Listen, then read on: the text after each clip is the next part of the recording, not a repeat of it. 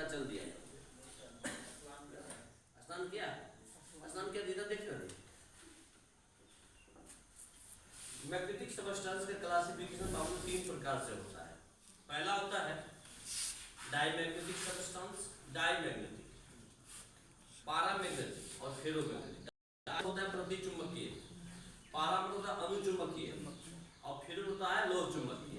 यानी कोई भी मैग्नेटिक सबस्टेंस जो होता है मैग्नेटिक सबस्टेंस कितने प्रकार से? 3 प्रकार। किसी भी मैग्नेटिक सबस्टेंस का क्लासिफिकेशन हम लोग 3 प्रकार से करते हैं और 3 प्रकार से करते हैं। इन तीनों सबस्टेंस के बारे में 1846 ईस्वी में फैराडे नामक वैज्ञानिक ने मैग्नेटिक सबस्टेंस के अलग अलग नेचर को स्टडी किया।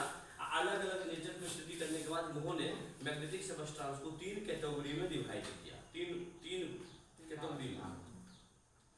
पहला बताया कुछ सबस्टेंस ऐसे होते हैं, देखिए कुछ सबस्टेंस ऐसे होते हैं जिसे आप मैग्नेटिक फील्ड में ले जाएंगे। कुछ सबस्टेंस ऐसे होते हैं जिसे आप मैग्नेटिक फील्ड में ले जाएंगे, तो ले जाने के बाद उसमें पहले से जो गुण था उस गुण में कमी हो गया। क्या हो गया? कमी हो गया।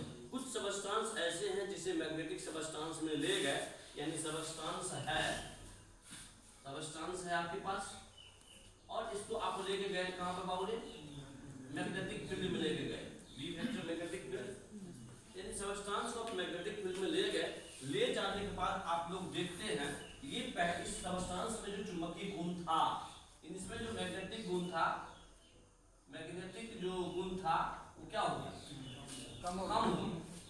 मैग्नेटिक गुण के मान में जो कम हो गया, इस प्रकार के सबस्टेंस को हम लोग बोलते हैं डाईमैग्नेटिक। क्या बोलते हैं?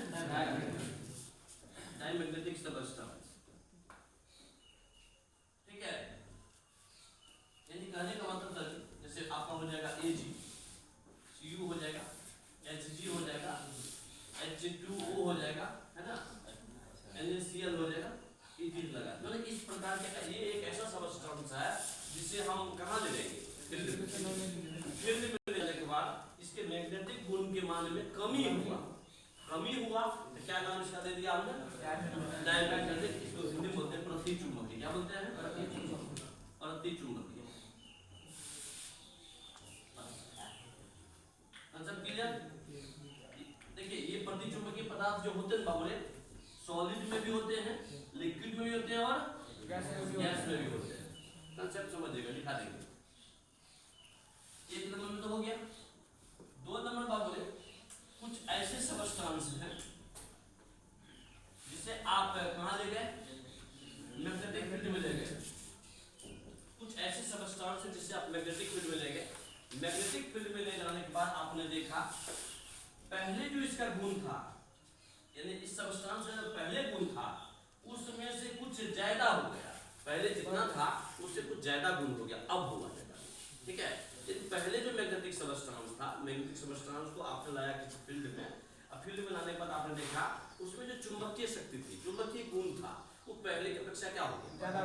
थोड़ा सा ज्यादा हो गया। पहले कुछ कम था, अब मैं देख रहा हूँ कुछ ज्यादा हो गया। इस प्रकार के सबस्टेंस को हम लोग बोलते हैं पैरामैग्नेटिक सबस्टेंस। क्या बोलते हैं? यानी अपने मैग्नेटिक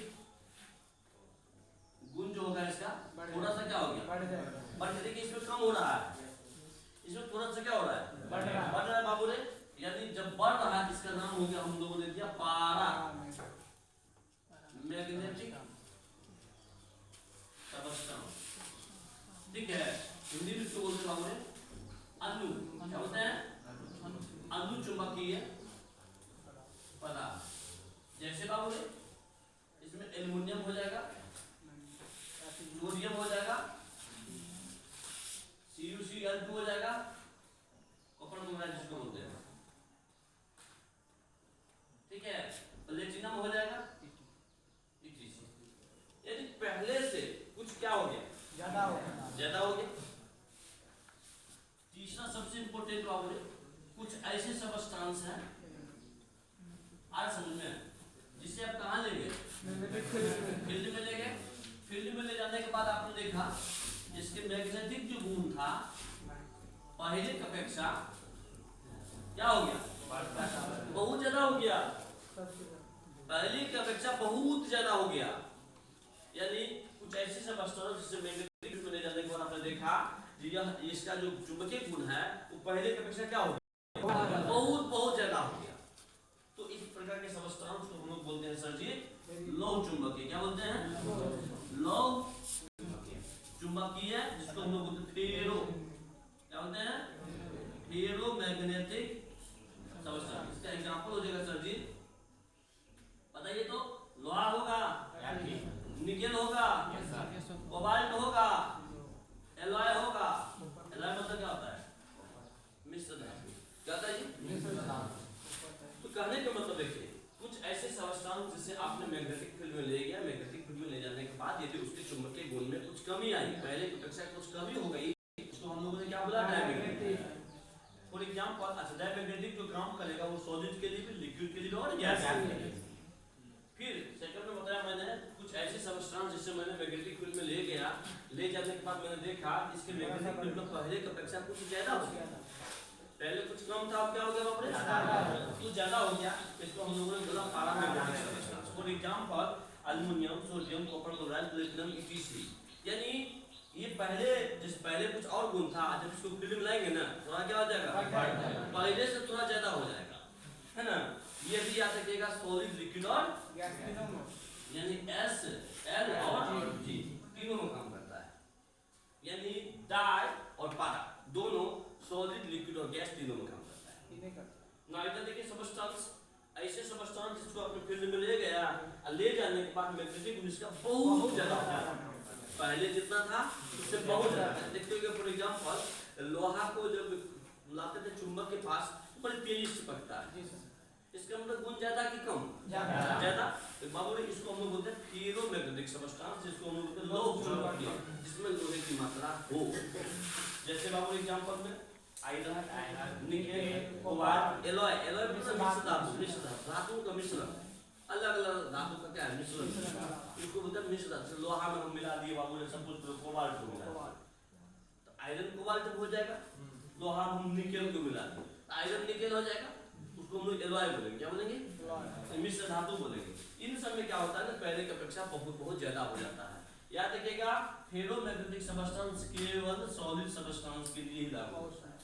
इसके लिए ये आपका लागू होगा सॉलिड, लिक्विड, गैस के लिए। ये लागू होगा सॉलिड, लिक्विड, गैस के लिए। ये लागू होगा आपका कौन बताया? कब बताया? सुन लीजिए बढ़िया से, थोड़ा सा और सीखना है। यानी आप देखिए, मैंने पहला नंबर पे डायमैग्नेटिक सबस्टांस के बारे में बात किया। डायमैग्नेटिक सबस्टांस का चुंबकशीलता जो होता है, यानी मैग्नेटिक परमिएबिलिटी जिसको म्यू बोलते हैं, वो जो होता है वो लेस देन होता है। इसका मान 1 से क्या होता है? कम होता है। समझ में? यानी डायमैग्नेटिक सबस्टांस की मैग्नेटिक परमिएबिलिटी का मान 1 से कम होता है। 1 से कम होता है। देखिए अब पैरामैग्नेटिक सबस्टांस की मैग्नेटिक परमिएबिलिटी का जो मान होता है वह 1 से ज्यादा। 1 से क्या होता है? आप दे देगा कि किसी मैग्नेटिक सबस्टांस की मैग्नेटिक परमिएबिलिटी 0.5 है, तो बताइए कौन सा सबस्टांस होगा जी? नहीं होगा। कौन सा होगा? यदि कह देगा मुझे 1.008 है, तब कौन सा होगा? आधा होगा। यदि यह कह देगा 1.2 हो जाएगा, तब क्या हो जाएगा? आया समझ में? देखिए तो तीनों का डिजिट हो गया। 0.85 मतलब 1 से कम हो गया। 1 से कम होगा बाबू डाई हो गया। 1.008 यानी 1 से थोड़ा सा बेसी है, तो बाबू क्या बोलेंगे? 1.2 का मतलब इन दोनों का अपेक्षा बहुत ज्यादा है, यानी इसको बोलेंगे फेरोमैग्नेटिक। यानी म्यू का मान इसमें जो होता है बाबू लेस देन होता है, म्यू का मान इसमें जो होता है ग्रेटर देन होता है, इसमें म्यू का मान जो इसमें वेरी ग्रेटर देन। क्या होता है सर जी? अब यहाँ पर सीखना है इसमें क्या करना। म्यू का जो मान होता है बाबू बहुत बड़ा किससे होता है? कंसेप्ट क्लियर हो गया? यानी इसमें 1 से मान बहुत ज्यादा होता है, इसमें 1 के बराबर होता है, इसमें 1 के से कम होता है। जैसे 0.9 में रहेगा, कौन सा सबस्टांस है? 1.005 है। क्या 1.5 है? फेरो है।